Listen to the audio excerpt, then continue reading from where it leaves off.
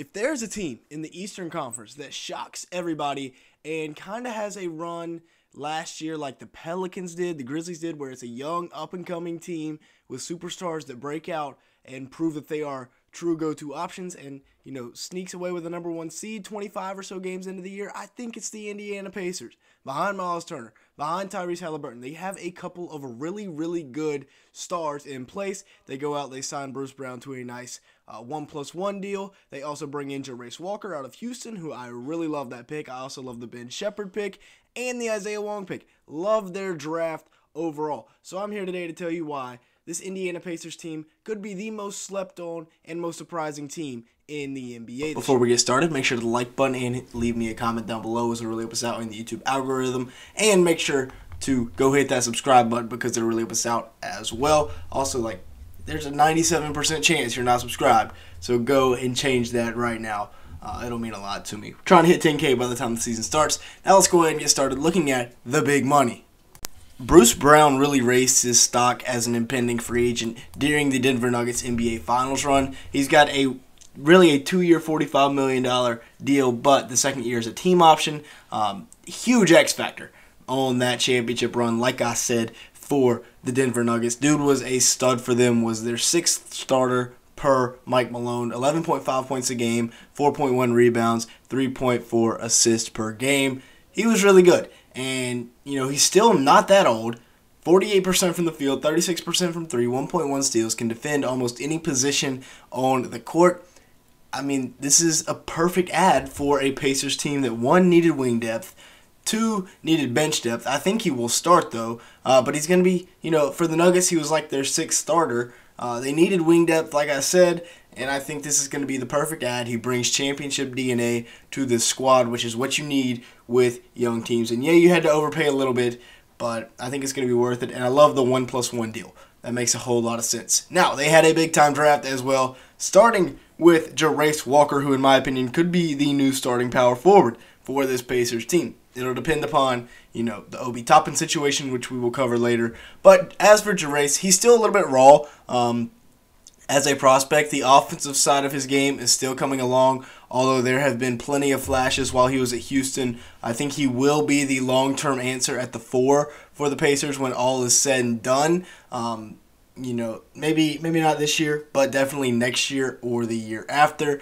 I think that'd be a great spot for him. I think he's a great fit alongside of Myles Turner because he can defend on the perimeter as well as inside, while Turner is an elite rim protector, but he can also move his feet and defend on the perimeter a little bit as well. I think the 3 and the 4, Obi Toppin can do the same thing defensively as Tyrese, almost. Tyrese is probably a little bit better of a defender, but I love the addition, traded back, acquired a couple of future seconds, I believe. And then they also go out and get Ben Shepherd, who averaged 19 a game last year at Belmont on 48% shooting from the field, 42% from 3. That's elite right there for a college guy. Now, I think he was a senior, in which case, one of the older guys, but still, 42% from 3. Eventually, he could be the Buddy Hield replacement. Maybe he's going to be the instant Chris Duarte replacement, who got shipped off to Sacramento for a couple of second-round picks, which I didn't believe they flipped to New York for Obi Toppin. But Ben Shepherd, I feel like, is going to be a rookie that can impact the game right away. Isaiah Wong is a rookie that can impact the game right away. They got him at number 55. That's elite value. I had him as a, early second-rounder. This guy can absolutely do it. If you've watched ACC basketball or just college basketball in general over the last couple of years, Isaiah Wong is a pure hooper. Another backup point guard. Unfortunately, he gets drafted into a team that has one of the best young backup point guards in the NBA, as well as one of the best young point guards in the NBA. So he's going to have to sit and wait his turn, maybe play in the G League this year. But if injuries do hit, they have a great insurance policy here in Isaiah Wong as their backup point.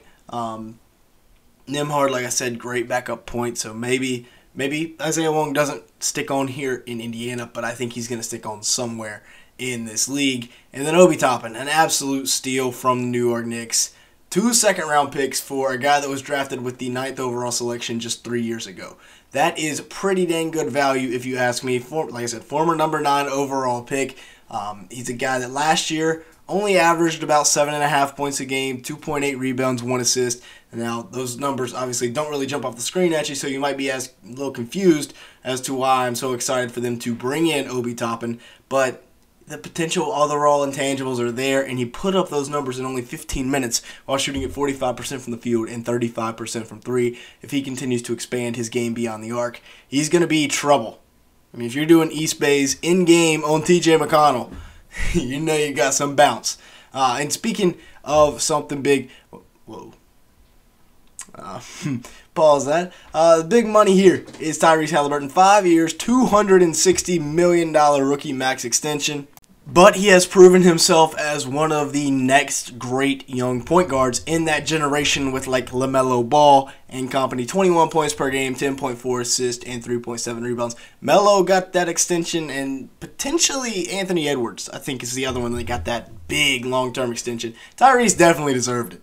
Even though I'm a diehard Hornets fan, Tyrese has been better than LaMelo so far in his career. Not entirely LaMelo's fault. He's been injured. But at 23 years old, putting up 49% from the field, 40% from three, and about a steal a game. That's really, really good numbers from Tyrese Haliburton. Like I said, I am bought into this Pacers team next year. I think if there's a team that surprises everyone and makes a run at the playoffs, and maybe even in the playoffs, it is the Indiana Pacers. This is a very solid starting five. Yes, they're young, but by bringing in, Bruce Brown, maybe Obi Toppin starts at the 4 for him.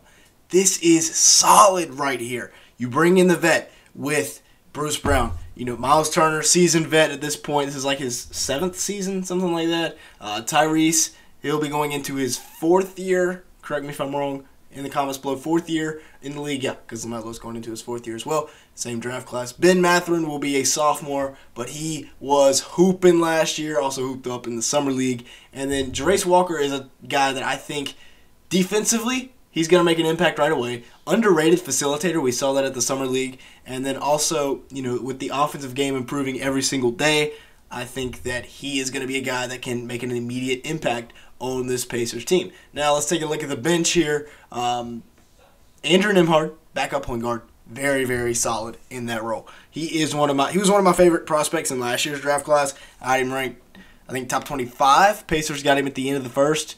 That was a great addition right there. I was super high on him, much higher than the consensus, and it's turning out to be, hey, I got that one right. Now, we won't talk about some of my other predictions, but Andrew Nembhard, I got that one right. Buddy Hield quietly has been one of the best three-point shooters over the last 10 years in the NBA. Aaron Nesmith is going to be a great 3-and-D wing. Between Nesmith and Buddy Hield, you have enough shooting for your entire lineup. They'll combine to shoot probably 15 threes a game, and then Tyrese will shoot 4 or 5. Benedict will shoot 4 or 5. Turner will shoot a couple. You'll have enough shooting there. And then Obi Toppin, Isaiah Jackson, the most athletic backup front court in the NBA. I feel like you could say that.